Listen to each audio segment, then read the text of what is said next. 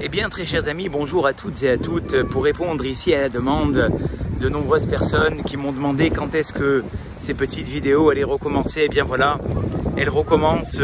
J'ai pensé qu'en cette veille d'Hoshana Rabbah, où nous allons tenir tellement longtemps le loulav entre nos mains, il était important ici de rappeler les nombreuses explications qui ont été données à propos de la signification du loulav. La première explication qui a été dite dans les commentateurs, eh bien, c'est que le loulav représente un petit peu quelqu'un qui sortirait d'un tribunal, la main élevée, avec le sceptre du roi. Pourquoi le sceptre du roi?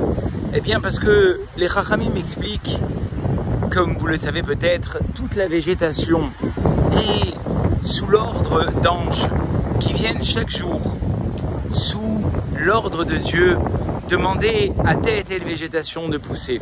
Il n'y a que ces 4 espèces, le loulav, le palmier, la harava, la sole, le hadas, la myrte et le hétrog, le cédra, qui eux sont sous la direction directe de Dieu. Voilà pourquoi est-ce que dans la première explication, le loulav s'appelle le sceptre de Dieu. Mais il a une autre explication, très chers amis. Quand nous voyons le loulav, le hétrog, le hadas, la harava, eh bien, nous pouvons remarquer que chacun est bien différent. Le hétrog, le cédra, est un fruit qui a du goût. Le loulav est un végétal qui n'a ni goût en soi, mais il a un fruit.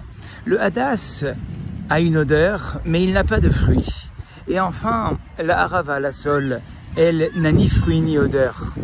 Eh bien, disent les commentateurs, c'est un petit peu les nombreuses sortes de juifs qu'il existe dans le monde.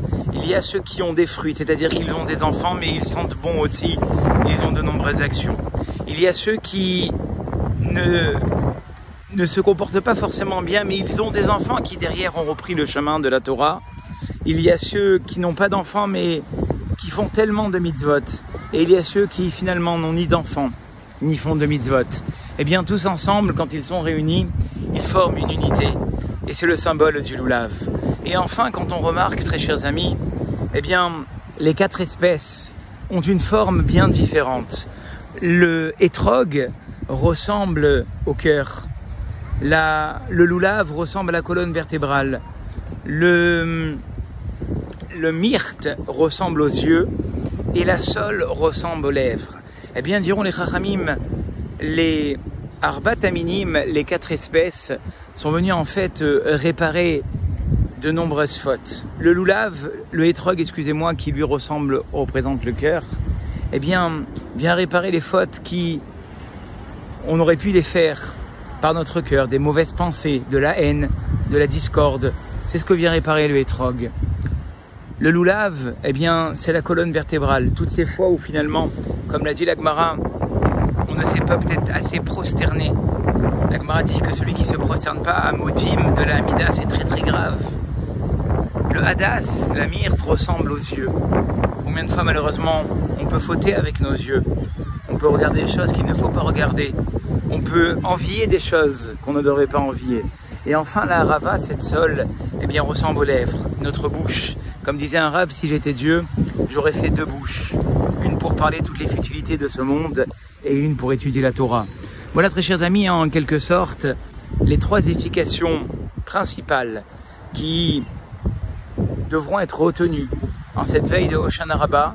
Je vous souhaite de très très bonnes fêtes et je vous dis à très très bientôt pour un nouveau Selfie Torah dans la joie, la bonne humeur et la bonne santé. Moadim et Simcha et Chag Sameach.